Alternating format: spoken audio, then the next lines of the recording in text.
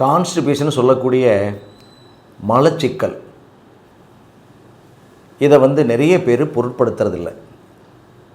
மலச்சிக்கல் இருந்தால் என்ன பிரச்சனை வரும்னு கேளுங்களேன்.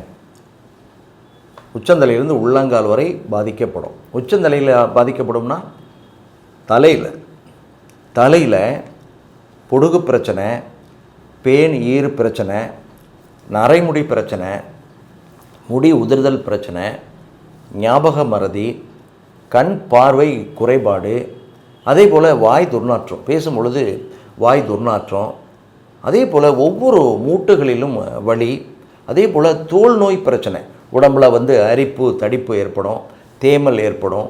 அதே போல் பார்த்தீங்கன்னு சொன்னால் சிறுநீர் கழிக்கும் பொழுது எரிச்சல் குத்தல், அதே போல் அடி வயிற்றில் வலி, வாயு பிரியும் பொழுது பார்த்தீங்கன்னு சொன்னால் பேடு இந்த ஓடர்னு சொல்லுவாங்க இல்லையா, அதை தாங்க முடியாத அந்த ஒரு மனம் அதை மனம்னு சொல்ல முடியாது, ஒரு விதமான துர்நாற்றம் இதெல்லாம் வீசுகிறத நம்ம பார்க்க முடியும். இப்படி உச்சந்தலையிலிருந்து உள்ளங்கால் வரை பாதிப்பு ஏற்படும். அதே போல் தோல் வறட்சி ஏற்படும். அதே போல் கை காலில் பார்த்தீங்கன்னு சொன்னால் பித்த வெடிப்புன்னு சொல்கிறோம் இல்லையா, இதுவும் இந்த மலச்சிக்கல் இருக்கிறவங்களுக்கு அதிகமாக ஏற்படுறதை பார்க்கலாம். அதனால் என்னாகும், உடற்சூடாகி இந்த பித்த வெடிப்பு, கை காலில் பார்த்தீங்கன்னு சொன்னால் அந்த ட்ரைனஸ்ன்னு சொல்லுவாங்க, தோல் வறட்சி, இது எல்லாமே ஏற்படும். அப்போ பாருங்கள், தினசரி நம்ம மலம் கழிக்கலை அப்படின்னு சொன்னால் மேலே இருந்து தலை முதல் பாதம் வரை பாதிக்கப்படுகிறது. அதனால தான் என்ன பண்ணுவாங்க, நாள் 2 அப்படின்னு சொல்லுவாங்க. காலை மாலை மலம் கழிக்க வேண்டும் அப்படிம்பாங்க. காலையில் எப்போ சார் மலம் கழிக்கிறது? ஏன்னா எல்லாரும் இரவு பணி பார்த்துட்டு அப்படியே தூங்குறாங்க, 12-1 மணிக்கு தான் எந்திரிக்கிறாங்க. அப்போது எப்போ நாங்கள் மலம் போகிறது அப்படின்னு சொன்னால் நாள் 2 அப்படின்னு சொன்னால் காலை 7 மணிக்குள்ளாக மலத்தை கழிக்க வேண்டும், மாலை 7 மணிக்கு முன்பாக மலத்தை கழிக்க வேண்டும். இந்த நேரங்களில் கழிக்காமல் மாற்றி பிற நேரங்களில் கழிக்கும் பொழுது கண்டிப்பாக நமக்கு அந்த வயிறு சார்ந்த பிரச்சனைகள் ஏற்படுறதை பார்க்கலாம். பசி இருக்காது, செரிமணம் ஆகாது, வயிற்று புண்கள் ஏற்படுவதற்கு ஒரு காரணமாயிரும்.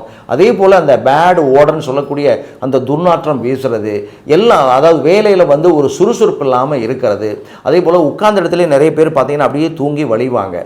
இது போன்ற பிரச்சனை எல்லாமே மலம் ஒழுங்கான நேரத்துக்கு நம்ம கழிக்காமல் இருந்தால் ஏற்படக்கூடிய பிரச்சனைகள். அதனால தான் தினசரி மலம் கழிக்க வேண்டும். அப்போ நம்ம என்ன செய்யணும்? மலம் தினசரி ஒழுங்காக போகிறதுக்கு நம்ம என்ன செய்யணும்? தண்ணி நிறைய குடிக்கணும். 3-4 லிட்டர் தண்ணி குடிக்கணும். பிள்ளைங்களுக்கு கொடுத்தா அந்த தண்ணி ஒழுங்காக குடிக்கிறாங்களான்னு சொல்லி அவங்கள கண்டிப்பாக நம்ம மானிட்டர் பண்ணணும். பெரியவங்களும் 2-3 லிட்டர், அதிகபட்சம் 4 லிட்டர் தண்ணி குடிக்கணும். உணவில் காய், கீரை, பழங்கள், பயிறு இருக்கிற மாதிரி பார்க்கணும். அதே போல் உணவில் கண்டிப்பாக எல்லாருமே மோர் நிறைய சேர்த்திக்கணும். அதே போல் உணவில் நெய் சேர்த்திக்கணும். இதையெல்லாம் நம்ம தொடர்ந்து கடைபிடிக்கணும். அதே போல் அதிகமான காரம், அதிகமான புளிப்பு, அதிகமான உப்பு இருக்கிற அதிகமான அந்த மசாலா வகை உணவுகளை, தின்பண்டங்களை சாப்பிட்றத கண்டிப்பாக நாம் தவிர்க்க வேண்டும். இதையெல்லாம் கடைபிடிச்சு தூக்கம் பார்த்தீங்கன்னு சொன்னால் குறைஞ்சது 6-8 மணி நேரம் தூக்கம் இருக்கணும். தூக்கம் குறைவாக இருந்தாலும் அல்லது இரவு பணி முழுவதும் நீங்கள் பார்த்தாலும் கண்டிப்பாக அந்த மலச்சிக்கல் ஏற்படும். அதனால் தூக்கமும் நமக்கு இருக்க வேண்டும். அதே போல் தினசரி என்ன பண்ணுங்க, தலைக்கு எண்ணெய் வைக்க வேண்டும்.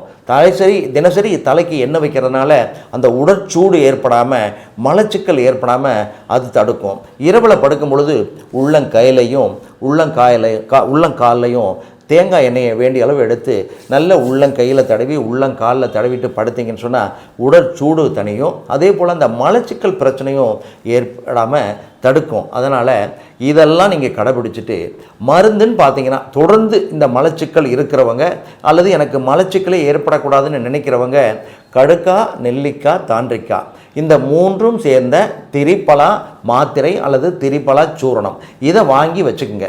சித்த மருத்துவர் ஆலோசனையோடு அல்லது சித்த மருந்து கடைகளில் சொல்லி அந்த திரிபலா மாத்திரை, கடுக்காய், நெல்லிக்காய், தாண்டிக்காய் சேர்ந்த திரிபலா மாத்திரை ஒரு 500 மாத்திரை 1000 மாத்திரை வாங்கி வச்சுக்கோங்க. குழந்தைங்களாக இருந்தால் தினசரி காலையில் 1 மாத்திரை, இரவு 1 மாத்திரை ஆகாரத்துக்கு பிறகு கொடுக்கலாம்.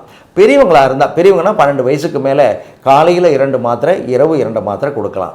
இப்போ திரிபலா சூர்ணமாக இருக்குது அப்படின்னா கடுக்காய் 1 கிலோ வாங்குங்க, நெல்லிக்காய் வற்றல் 1 கிலோ வாங்குங்க, தாண்டிக்காய் 1 கிலோ வாங்குங்க. அந்த கடுக்காயிலையும் தாண்டிக்காயிலும் இருக்கக்கூடிய விதையை எடுத்துட்டு இந்த 3ஐயும் என்ன பண்ணுங்கள், தனித்தனியாக அரைச்சி அதுக்கு பிறகு ஒன்றா கலந்து வச்சுருங்க. ஒரே அளவாக இருக்கணும். எல்லாமே 100 கிராம் இருக்கணும். கடுக்காய் பொடி விதை எடுத்தது 100 கிராம், நெல்லிக்காய் பொடி விதை எடுத்தது 100 கிராம், தாண்டிக்காய் பொடி விதை எடுத்தது 100 கிராம். 3ஐயும் ஒன்றா கலந்து வச்சுக்கிட்டு ஒரு டப்பாவில் போட்டு வச்சுங்க.